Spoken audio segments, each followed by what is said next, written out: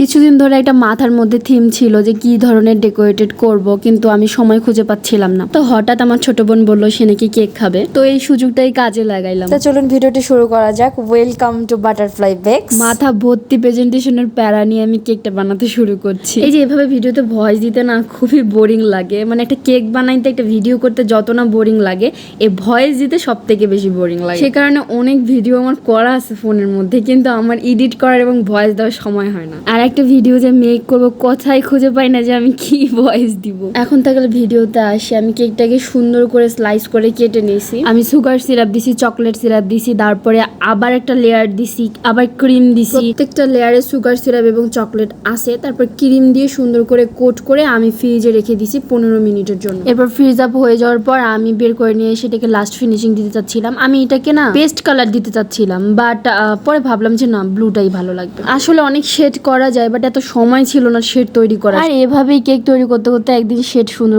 করে ফেলবো, বাট মাঝে মাঝে কালার মিক্স করার পরে সুন্দর শেড আসে। তবে যে স্কাবাটার দিয়ে আমি সুন্দর করে ফিনিশিং টানি, সেটা না কোথায় রাখছে আমি খুঁজে পাচ্ছিলাম না। পরে আমি বাটার নাইফ দিয়ে এটাকে সুন্দর করে ম্যানেজ করে নিছি। তারপরে একটু ফিনিশিং কম দেখা যাচ্ছিল, বাট ফিনিশিংটা আজকে হয়েছে অনেক ভালো। আমি যে স্কাবার ছাড়াই ফিনিশিংটা দিতে পারছি, এটাই হলো। পরে আমার যে মাথায় থিমটা ছিল, এটার জন্য যত ধরনের কালার কম্বিনেশন করতে হয় ক্রিমের মধ্যে সবকিছু আমার মাথায় ছিল, তো সেই অনুযায়ী আমি কালারগুলো করতেছিলাম। ইয়েলো কালার ছিল, এখানে আমার চকলেট গার্নিশ লাগতো, সেটা আমি করতে ভুলে গেছিলাম। পরে আমি করছি কি, চকলেট চিপস ছিল আমার বাসার মধ্যে, এটা কিন্তু আমি হোমমেড বানাইছি, এই ভিডিও আমি পরে দিব। তো ওটাতেই আমি ক্রিম মিক্সড করে এই যে গার্নিশটা বানাইছি, তারপর আমি ভিডিওতে দিতে পারছি। তবে এসব কালার মিক্সড করা অনেক কষ্ট, অনেক সময় লাগে, ধৈর্যের একটু ব্যাপার আছে, মাঝে মাঝে ধৈর্য হারাই ফেলি, অনেক পা লেগে যায়। আচ্ছা, এই ছিল আমার আজকের জার্নি, একটা সুন্দর সূর্যমুখী হাসির কেক, একদম নিজের মনের মতো করে বানানো। আপনারা যদি এমন কাস্টমাইজ করে কেক নিতে চান তাহলে অবশ্যই ইনবক্সে যোগাযোগ করুন। ধন্যবাদ এতদূর দেখার জন্য। ভালো থাকবেন, সুস্থ থাকবেন, আল্লাহ হাফেজ।